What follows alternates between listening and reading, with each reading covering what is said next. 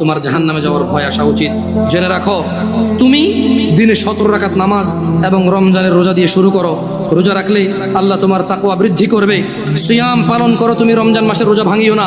জেনে রাখো, তুমি যদি একটা রোজা ভাঙো, একটা রোজার কাফারা লাগাতার 2 মাস রোজা, লাগাতার, মধ্যখানে বিরতি দেওয়া যাবে না। লাগাতার 2 মাস রোজা থাকলে একটার বদলে কাফারা হবে।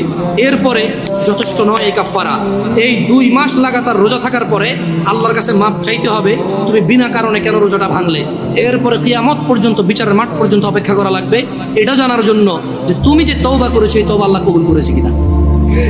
কত ভয়ানক একটা ব্যাপার না? রোজা রাখবা ইনশাআল্লাহ, রোজা রাখবা ইনশাআল্লাহ। তোমার জাহান্নামে যাওয়ার ভয় আসা উচিত। জেনে রাখো, তুমি দিনে 17 রাকাত নামাজ এবং রমজানের রোজা দিয়ে শুরু করো। রোজা রাখলে আল্লাহ তোমার তাকওয়া বৃদ্ধি করবে। সিয়াম পালন করো, তুমি রমজান মাসের রোজা ভাঙিও না। জেনে রাখো, তুমি যদি একটা রোজা ভাঙো, একটা রোজার কাফারা লাগাতার 2 মাস রোজা, লাগাতার, মধ্যখানে বিরতি দেওয়া যাবে না। লাগাতার 2 মাস রোজা থাকলে একটার বদলে কাফারা হবে।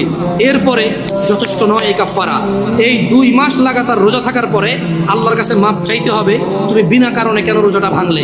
এরপরে কিয়ামত পর্যন্ত, বিচারের মাঠ পর্যন্ত অপেক্ষা করা লাগবে এটা জানার জন্য যে তুমি যে তওবা করেছো এই তওবা আল্লাহ কবুল করেছে কিনা। কত ভয়ানক একটা ব্যাপার না? রোজা রাখবা ইনশাআল্লাহ, রোজা রাখবা ইনশাআল্লাহ।